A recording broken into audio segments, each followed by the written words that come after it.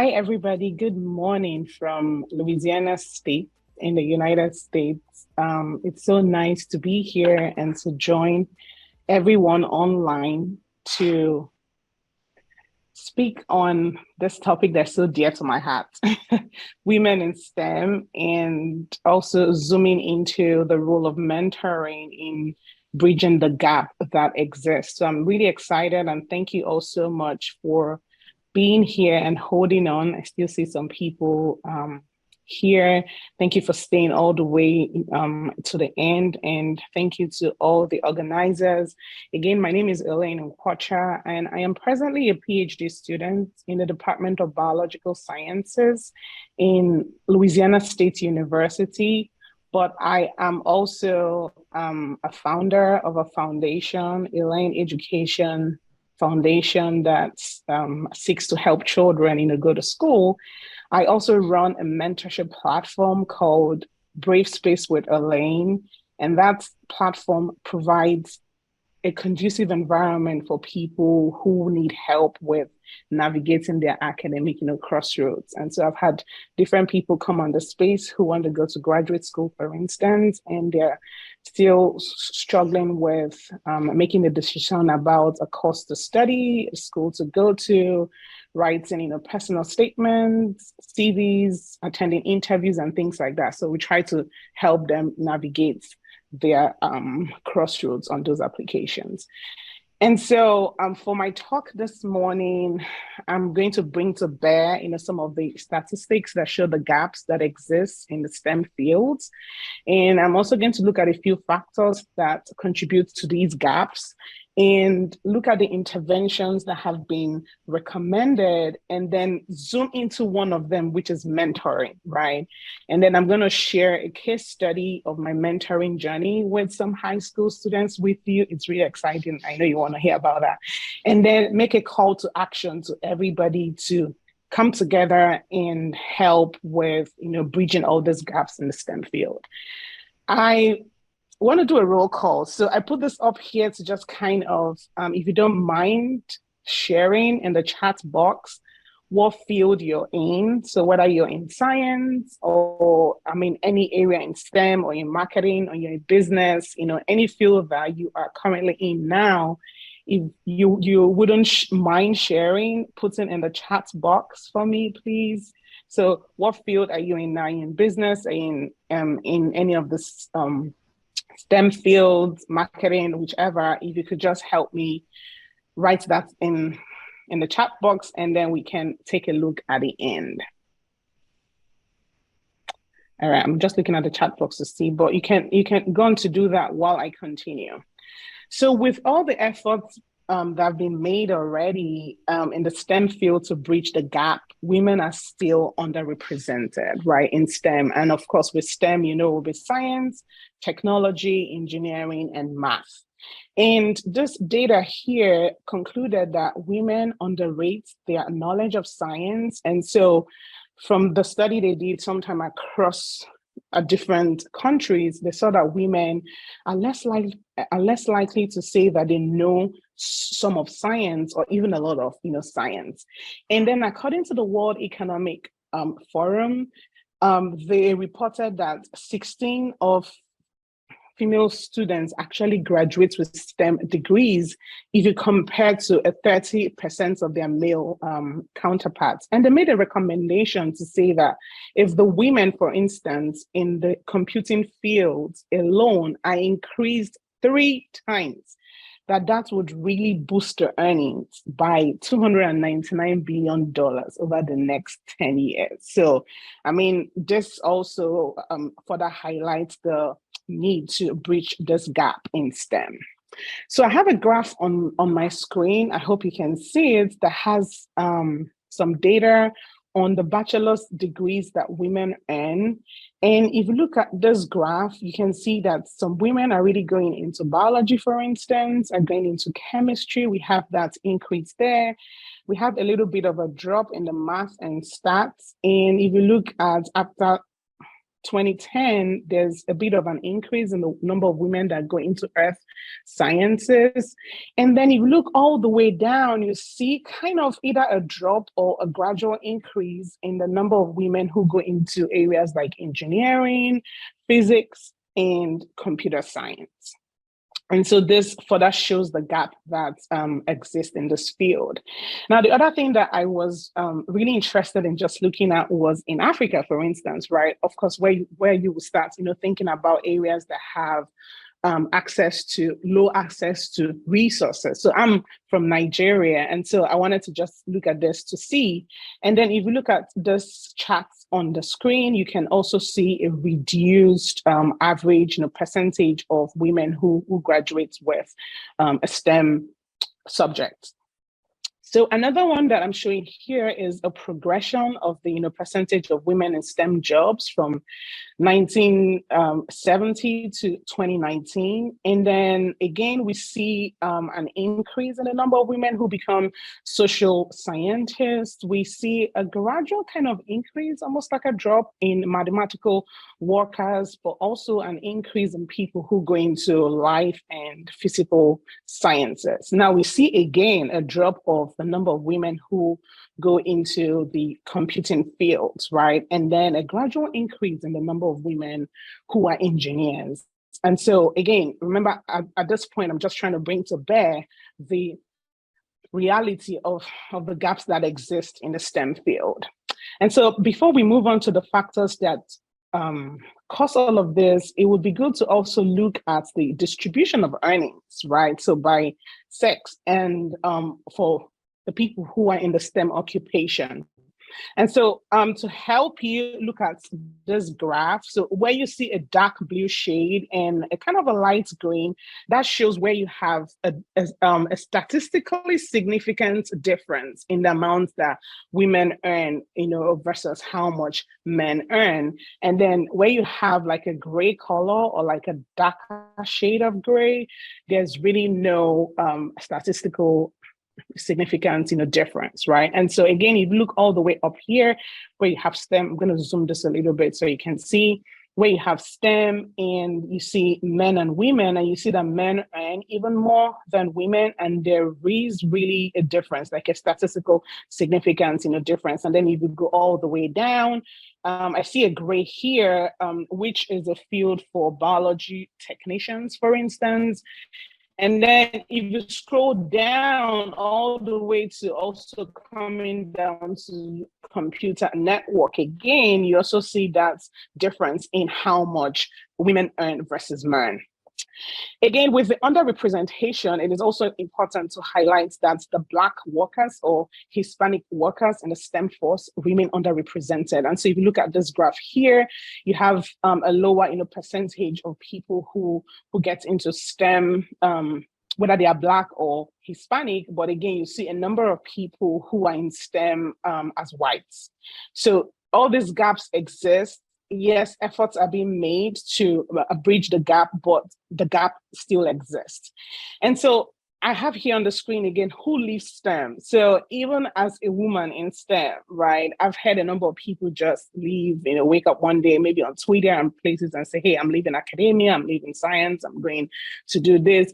And so I wanted to just look at the statistics of that. And then if you look on here on the screen, it says 1 in 6 STEM PhD holders leave STEM. So these are people who have done maybe bachelor's, they've done master's, they've done a PhD, and then eventually 1 out of 6 people in that category leave. And down here, you also see 1 in 5 female STEM PhD holders also leave STEM.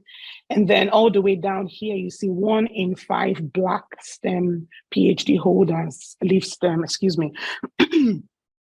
And so let's look at some of the factors that may cause the gap to exist. And one of them, which I'm sure we are all kind of really familiar with, is the gender stereotypes, right? Of saying, I remember being in school, in high school then, and I really wanted to do science. And I remember back then in Nigeria, we had our science, classes divided into 2. So one was purely science, and then the other was science. And then if you wanted to do engineering, they added a technical drawing to it.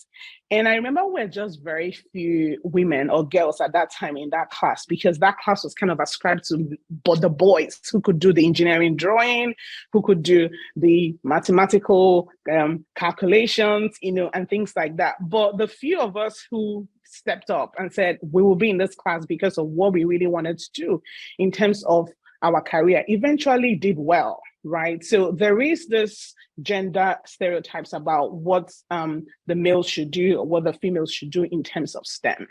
Also, we have a culture that is male dominated, and that can also affect the decisions, of women deciding whether they want to continue in STEM or even go into STEM. So another anxiety. So again, when I was in high school, I had a math teacher that once he's walking towards the class, everybody just starts running. Like, he just infuses this fear in everybody. Now, at this point, it wasn't even just about studying math. It was just about even just seeing him. And so there were so many people at that time, and even now, who are kind of who have anxiety if it comes to math, right? Like, calculations and numbers and all of those things. And that also contributes to the gap that we see in the STEM fields. Now, the other is poor messaging. So how much of this message gets to people? And if we go to the interventions, we'll see that it is important to also introduce, STEM education even at a young age. So we don't wait for people to get to college or maybe after college to start opening their eyes to the fact that they can actually go into STEM fields if they wanted to. And also lack of transparency. So I was reading an article, and then it was describing that even some teachers who teach STEM are not even so transparent with their knowledge of STEM or their enthusiasm for STEM. And so they also try to discourage some students from going into STEM because of the fear of, I can't do it, I cannot do it, and all of those things. And that article also pointed out to the fact that even girls in the class so if they do a STEM project or a STEM assignment, the teachers are also kind of harsh with their grading and things like that as compared to males. It was just amazing to see that too. And one other thing is fewer role models, right? So how many role models do we have in the STEM field? I know we have so many, but how many do young people or students in high school or in college have access to? I know for those in the college, you could have maybe professors and all of those, but being a role model, somebody they can really look up to, learn from, right? Like a mentor as well. So another thing is lack of pre-college experience. I'm going to be sharing a case study with you to show the effectiveness of mentoring, particularly when you have girls that are still in high school, so before college, and how that helps them to also make a decision on whether they want to go into STEM in the college or not. And so looking at all these factors, what can we do about this? What can we do to help bridge the gap? And the first thing I have here is an image makeover. So if you look back to the other slide, we talked about gender stereotypes, right? Let's have an image makeover and then flip a script, right? To say, hey, yes, it's STEM, but this is not entirely for men, right? So women can go into it. I mean, because in doing this, you also help the girls who are really curious in science, who want to open up and learn science. But because they have a fear, there's this fear around it, and there's this notion around it that this area is just for males and not for women. So having an image makeover would help. Also, empowering women with the skills and confidence to go into this area. So as I said before, and then even on the next step, we talked about improving STEM education and supporting girls in early education. So we don't wait until they're at a point where they have maybe made up their minds, because maybe of a friend, of maybe a relative, or just out of like, I don't know, frustration that, hey, science is so hard, I want to go into another field because of that. But also improving the STEM education and helping girls go into this field like they would want to. So opening up their eyes to opportunities, to possibilities, and of course, maybe linking them up with mentors that would help them. And when that happens, you see there's this increased confidence in them to even engage in STEM activities. Also, STEM organizations would have to put up structures or systems or processes that would help to attract and recruit women who are in STEM. Now, if they do that, they also need processes to help with job hiring, to help with retention, and even to help with promotion, right? And also provide supportive work spaces. So I had a conversation with a professor before, and then we're trying to look at, so after PhD, what next? And I know he pointed out to the fact that, after PhD, maybe if you wanted to do academia and become a professor, maybe in biological sciences, or even in another STEM field, for instance, and it's academia you want to do, then after PhD, time just starts, I don't know, ticking for you, and I'm like, hey, I'm a woman, I could have a baby tomorrow. How does that affect me?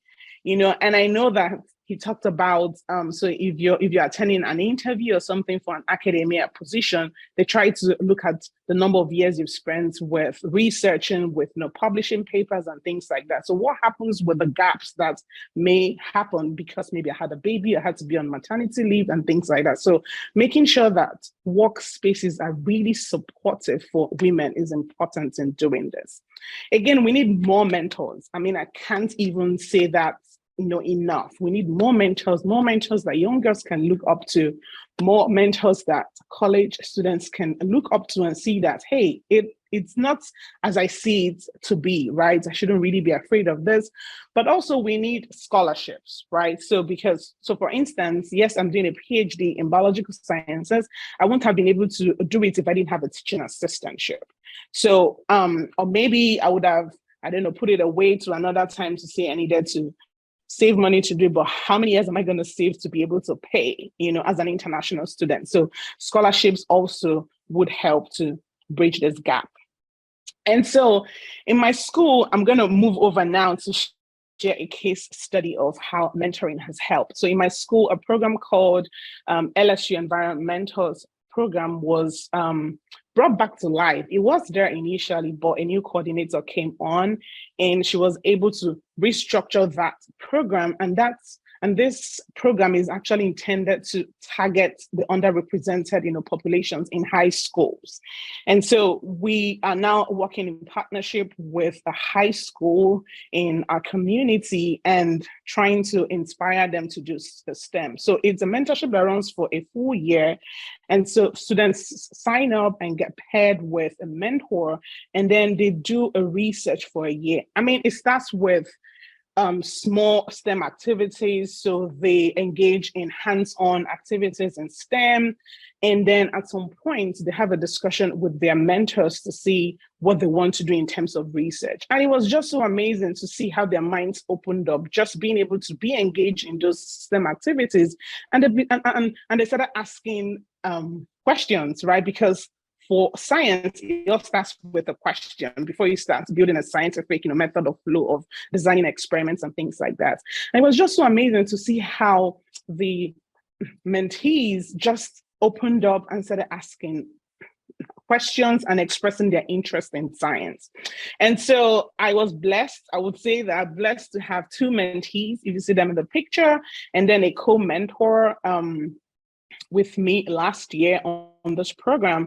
And we, at that time, they were interested in just looking at how pH affects oyster shells, right? And so we had to drop a program, a research plan on how to do that. And they were able to go through last year and had a poster presentation in one of the conferences in school. And this was just so exciting for us because we saw these girls move from a place of being less confident about engaging in STEM activities, shying away from it, not wanting to do it because they felt they couldn't do it, not because that maybe they've tried and failed. No, and so we just saw this progression from where they were to where they were again, after a year. And so after this year, it was so exciting to be part of this program and to see that progress that they made. And then in 2022, 2023, they came back again. So the plan is to run the program every year, right? And then it means that students would ordinarily just sign up by themselves. And these two also signed up again, in the next year. And really, they came back and they said they were coming back because of this mentorship. So these were students who were not, entirely interested in STEM, not because they didn't want to, but because there was nobody to kind of encourage them to really, open up their minds to begin to think about what they can do with science, And now they came back again and they said, Elaine, so I have something down here. And then somebody asked them, because one of them actually planned and applied to go to LSU, and she's coming into LSU in the fall, and she's going to be doing a science, a STEM subject as well, forensic science. And I'm so excited for her. And then when somebody asked her, she said, blame it on Elaine. And then I turned on to her and I said, blame it on mentorship. Right. And so that's what I'm really excited about this again, that they also came back and then on another year, decided to ask another question. And at this time, they were interested in shared spaces and how shared spaces contribute to disease transmission. And so they decided to swap school buses, so handrails, all the other places that you can touch on school buses, and then isolate bacteria from those surfaces and then look at the antibiotic susceptibility of those isolated organisms. And so it was so exciting to see them go through all of this, be in the lab with me, work with me, and finish this and make a presentation and be able to communicate what they learned from doing that research with other people.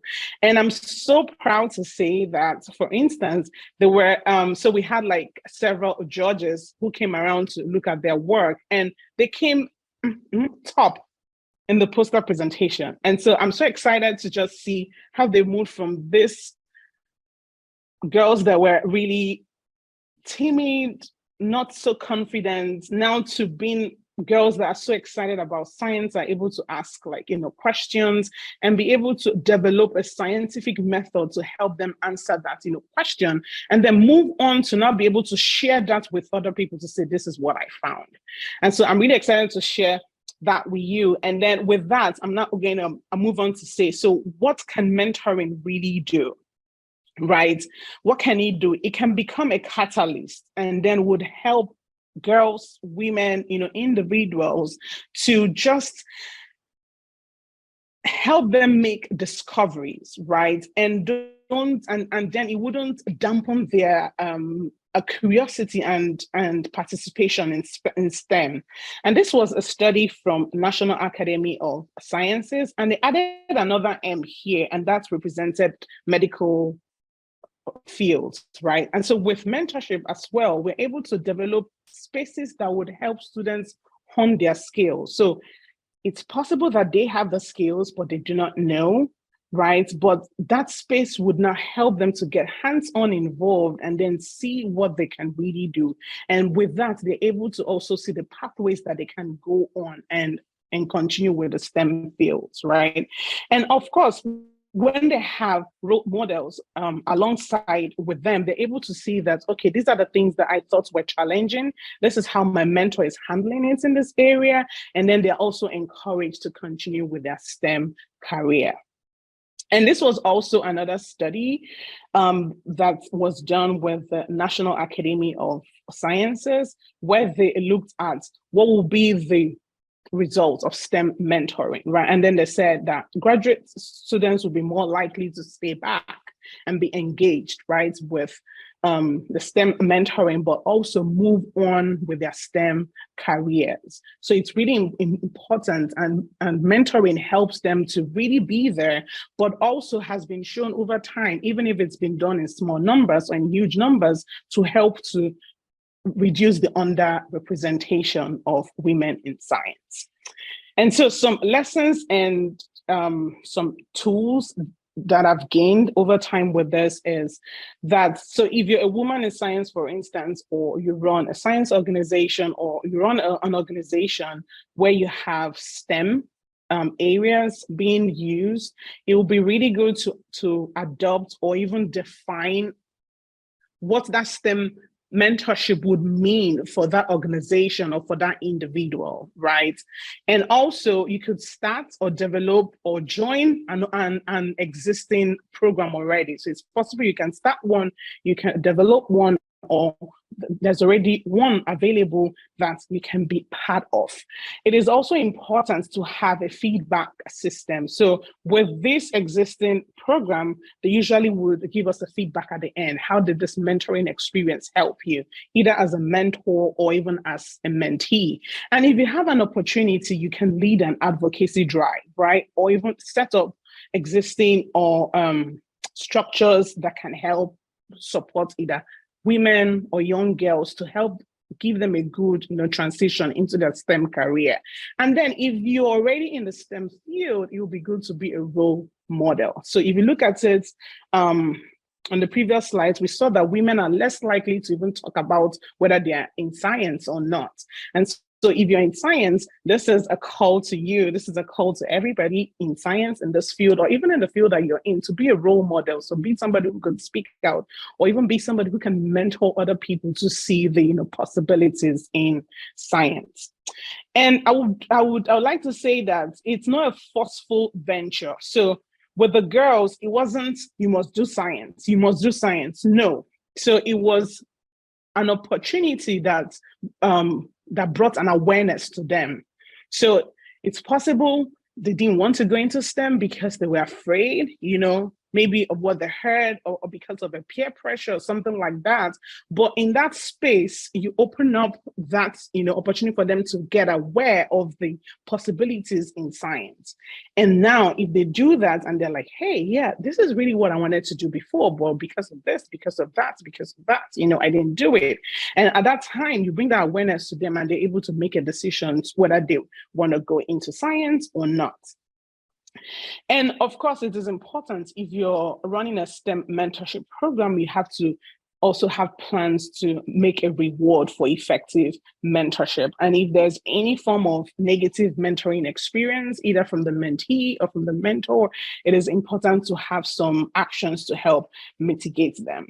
And then at this point, I really want to applaud, there are several organizations that are doing mentorships for women, whether it's in STEM, whether it's in other fields, but I really want to say thank you to them for leading this course.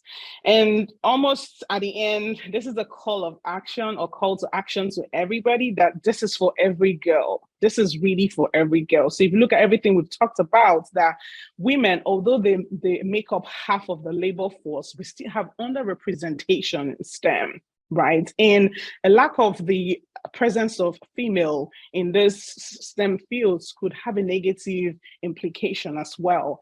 And in elementary school, you have almost 66% of the girls show interest, but when they move over to the middle school, because of maybe a lack of interest or confidence, or no role models, no transparency in science, nobody to really ask questions, you see that number drop. And again, you also now see that after that, you have about 15% of girls who would now want to go over. So it started with 66% of them having interest in elementary school, and that number keeps dropping and dropping and dropping until it gets to just about 15% of them would want to go into college. Again, averagely, women get paid 77 cents per each dollar men earn in STEM. So this is from the last reports.